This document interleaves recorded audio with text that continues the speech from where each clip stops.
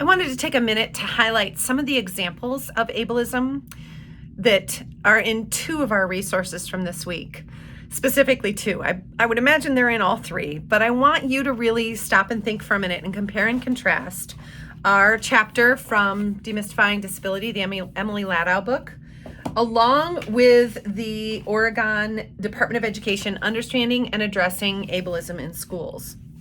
I want you to think about it in two different ways. In both the Emily Ladau book and the Oregon document, our authors talk about the obvious ways that ableism happens, very overt ways in both documents, and the subtle, or like I think in my own words, I would call them almost a microaggression, where you need to really be aware of the impact of the kindness you're showing or what you think you're doing is right. The more subtle ways. I think it's best visualized in the below the surface graphic that goes with the Oregon PDF. Start to think about the ways in our world, but also in our schools, where there are overt signs of ableism, but also subtle microaggressions that maybe not everybody sees. Let's talk about some examples.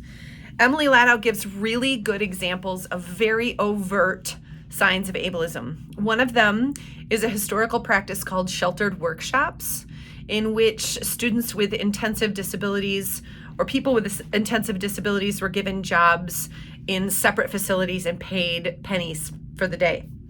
She also talks about, unfortunately in our media, the example of Domino's Pizza trying to take it all the way to the Supreme Court to make it so that their mobile app or their website didn't have to be accessible for people who were blind or could not read, understand, or access those.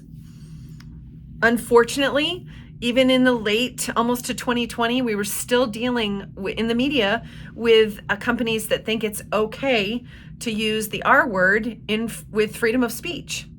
Overt signs of ableism. Microaggressions, where we have to consider the impact of what we're saying or doing. Those subtle examples can be harder to see and harder to accept.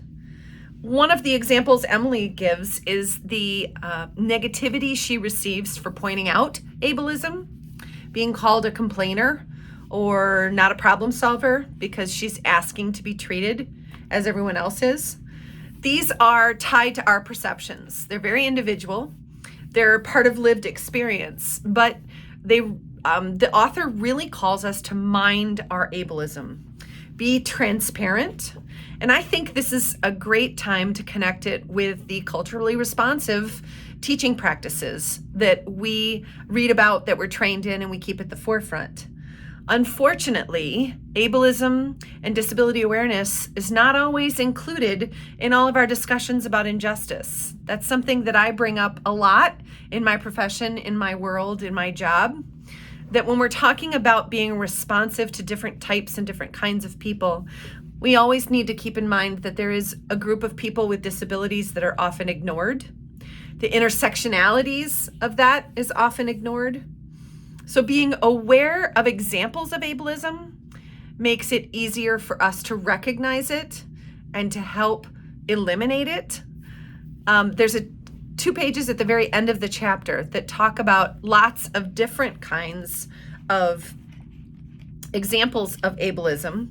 And one of those is specifically our schools. They're the green pages at the very end of the chapter, pages 84 through 85. If you'll look on page 84, right about in the middle, our author specifically calls it out and says, during the 2015-2016 school year in the United States, a mere 16.6% of students with intellectual disabilities were included in general education classes about 80% of the time. The rest were segregated.